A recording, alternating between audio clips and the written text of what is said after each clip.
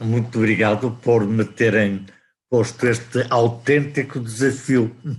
Não só o desafio de, digamos, de participar, mas o desafio de ouvir, porque o ouvir, para mim, nestas circunstâncias, é um autêntico desafio que vamos ver se eu consigo vencê-lo.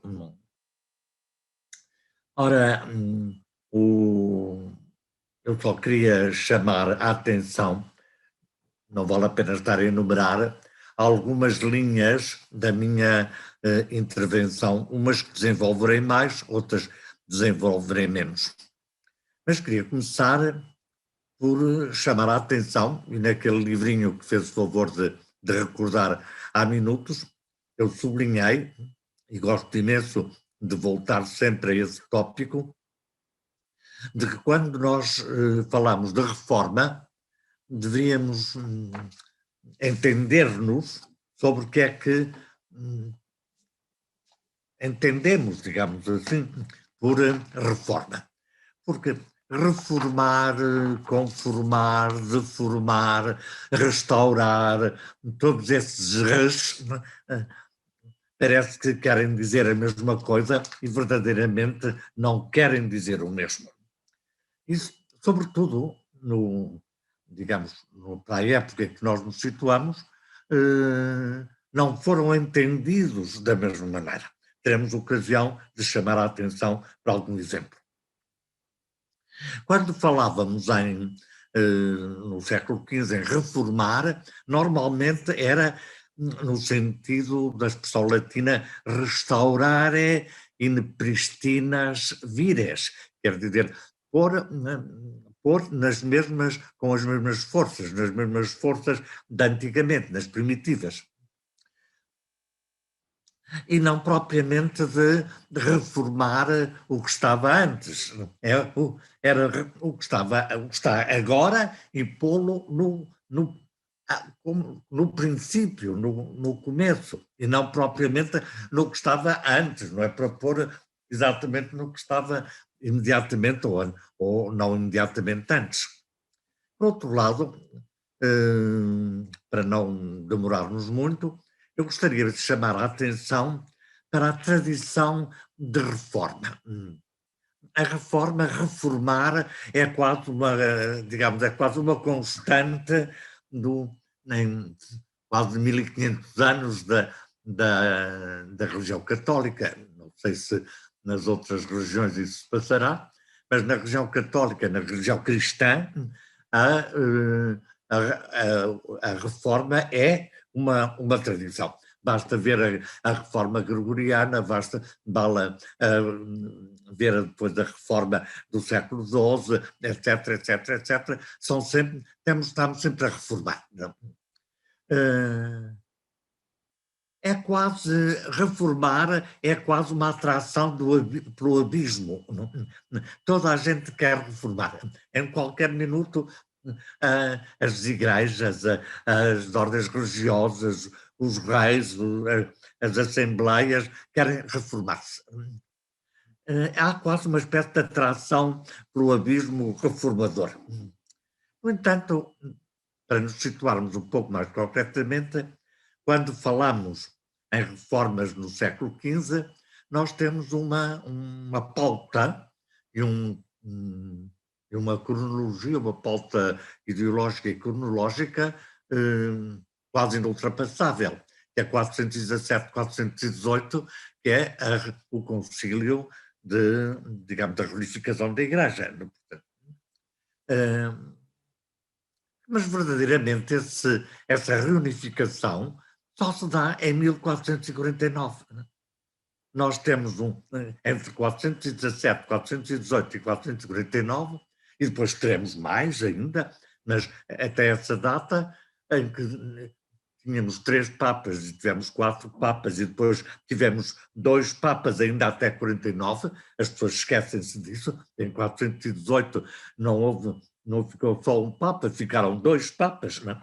Félix V, quer dizer, e o Papa de Roma. Enquanto não se resolve esse aspecto, não houve reforma nenhuma. verdadeiramente a reforma eclesiástica digamos, da Igreja, significa a sua unidade. Isto é muito importante, a unidade, a reforma no sentido de unificar, e depois reparamos, em 1517, vamos ter a tentativa de reformar os franciscanos, unificando-os.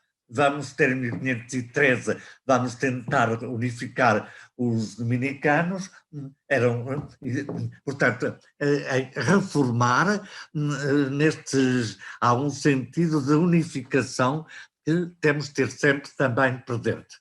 Não é mudar costumes, nem isto, nem aquilo, é exatamente unificar. E, curiosamente, o, nesta data de 1417, 1418, 49, etc., temos uma dicotomia quase de reforma muito interessante. Para unificar a Igreja, para reformar a Igreja, a que é que se apelou? Apelou-se ao concílio. Quando se unificou a Igreja, o Papa, desculpem a expressão, quis mandar o concílio às ortigas, quer dizer, não se interessou, não queria ouvir falar de concílio de maneira nenhuma. O Papa Eugênio, por exemplo, quando lhe falavam de maneira nenhuma, queria... Atualmente temos quase o mesmo problema. Apela-se para o concílio e há quem apele para o Papa. Uns que dizem que o Papa não está no... E, portanto, temos embora mais dulcificado, menos agressivo, mas temos um problema semelhante.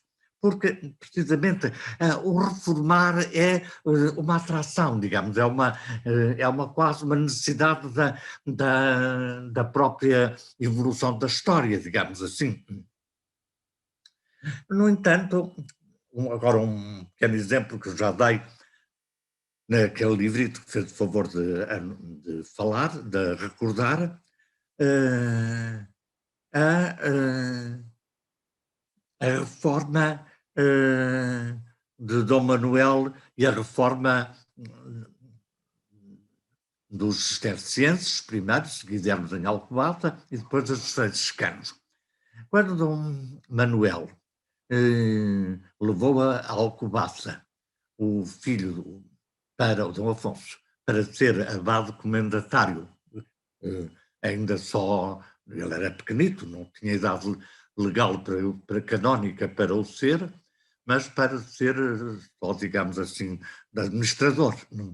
Nessa altura, quis fazer reformas em Alcobaça.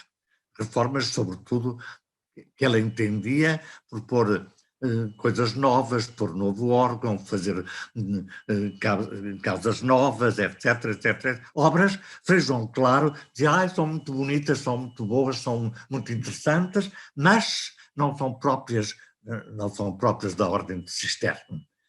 Faça antes isto, desta maneira, etc. Não sei, sinceramente, nunca apurei se o rei, digamos, foi atrás dos desejos de Frei João Claro ou não, mas o que é certo é que isto dá-nos a dimensão do que é que Frei João Claro entendia por reformar espiritualmente e reformar do ponto de vista de obras, de coisas materiais, etc. Portanto, dois conceitos de reforma bastante oscilantes, digamos assim. Por outro lado, não nos esqueçamos que em qualquer ordem, até muito tarde, a ordem em si, em geral, né, nós até podemos ter algum exemplo importante realidade nesse sentido, não sabiam nada da própria ordem. Os franciscanos não sabiam nada de São Francisco. O que eles sabiam era de ouvir ler um pouco São Boaventura. E São Boaventura, como todos nós sabemos, não representa verdadeiramente o espírito de São Francisco. é muito, a vida maior, digamos assim, é muito importante, por todos os motivos, muitíssimo importante, é uma boa síntese, mas esquece muitas outras vidas de São Francisco. O próprio Salvaventura mandou destruir. Algumas escaparam, como nós sabemos, e só muito tarde é que foram, já no século XVIII, é que foram descobertas. Ora, isto põe-nos um problema muito curioso. Sobre que base é que as ordens se queriam reformar? Qual era a base? Diga, era a tradição, era aquilo que ouviam, o que passava de boca em boca ao longo dos anos. Porque quando nós pensamos que Frei João Álvares, em o Beneditino, em Passo de Sousa, não encontrou, tinha 8 frades e nenhum deles sabia nada, nunca tinha lido sequer a regra, diz ele, não é? E eles não desmentiram que a gente saiba. Portanto, nós podemos imaginar o que seriam os outros. E, portanto, nós, quando entramos neste mundo da reforma, entramos num mundo tão variado como complexo. Tão variado e nós inclusivamente falamos, ou podemos falar, né, e mesmo nos franciscanos, e depois nos dominicanos também temos, as reformas, no modo geral, digamos, apelam para definições de identidade, da sua identidade, que nós, digamos, eu não sei se eles não tinham mais noção do que a identidade franciscana era de não ter bens, era de usar hábito curto ou hábito longo, era com farrapos ou sem farrapos, com remendos ou sem remendos. Digamos, era um apelo a uma identidade, muitas vezes baseada em factos exteriores e não propriamente num espírito, digamos assim, na própria essência da ordem religiosa. Os dominicanos, conta o Frei Luís de Sousa muito bem, na história, na crónica dos dominicanos, na ordem da história de São Domingos, era precisamente a tentar ser como eram os dominicanos primitivos. Só que os dominicanos primitivos, já no tempo de São Domingos, não eram exatamente como ele tinha fundado. Ele tinha-os feito com bens, os dominicanos primitivos podiam ter bens, São Domingos convenceu-os a não ter bens, portanto, a terem voto de pobreza, a seguirem, etc. O que é certo é que eles depois revoltaram-se contra isso e depois voltaram a não ter bem. Portanto, isto é sempre, digamos, a luta interna, interior de cada um dos membros das ordens para a sua identidade é algo que nós, quando falamos em reforma, temos que calibrar, deveria falar na mania de reforma de Dom João III, o Frei Luís de Sousa chama-lhe eufemisticamente o zelo reformador de Dom João III, quis reformar não só as ordens religiosas, mas as universidades, a cúria, etc, etc, etc. Portanto, é uma autêntica mania, um zelo de reforma. Mas queria chamar a atenção só para 2 ordens que nunca, teoricamente pelo menos, e na prática também, em certa medida, nunca foram reformadas. Uma, a Cartucha, que é célebre porque Cartucha nunca reformada, porque nunca deformada. É sempre o velho lema da Cartucha. Por outro lado, a Companhia de Jesus. A Companhia de Jesus, tirando certos períodos do século XVI, da segunda, de 1650 e poucos, ainda no tempo de São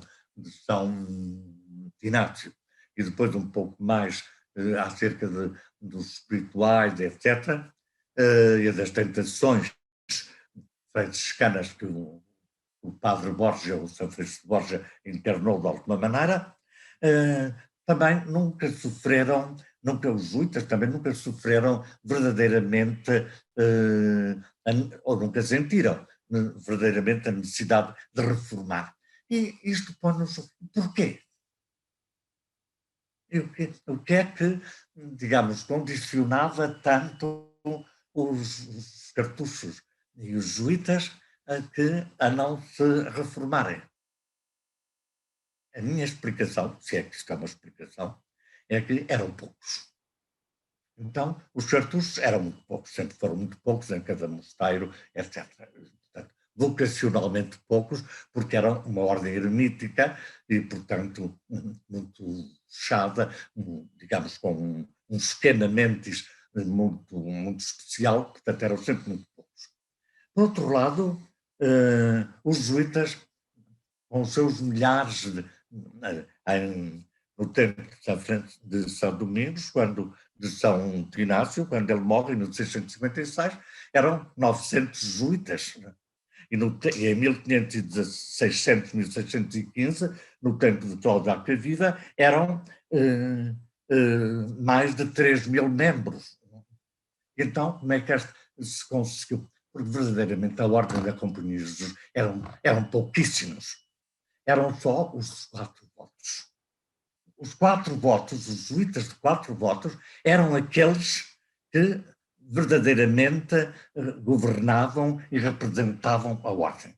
Todos os outros, com mais ou menos grau, menos ou menos grau, porque havia os professos dos 3 votos, havia os professos dos 4 votos, os professos dos 3 votos, os escolásticos, os coadjutores espirituais, os coadjutores temporais e os que estavam nos colégios.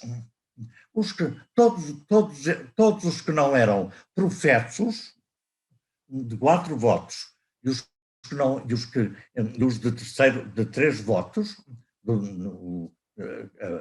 pobreza, castidade e obediência, eram só, todos os outros eram votos simples, não eram votos, digamos, canonicamente irreversíveis, digamos assim. E por isso, quando Santo Inácio morre, os professos de 4 votos eram precisamente só 5% da ordem. E em 1600 no Acquaviva, em que havia 13.112 jesuítas, há bocadinho disse 3.000, mas foi por causa de confundir com o Laínez, vi mal o número. Em 1665, quando morre o Laínez, eram 3.000, e os de 4 votos eram só 3%. Com a Acquaviva subiu um bocadinho, os de 4 votos, em proporção com esses 13.112 jesuítas, eram 8%.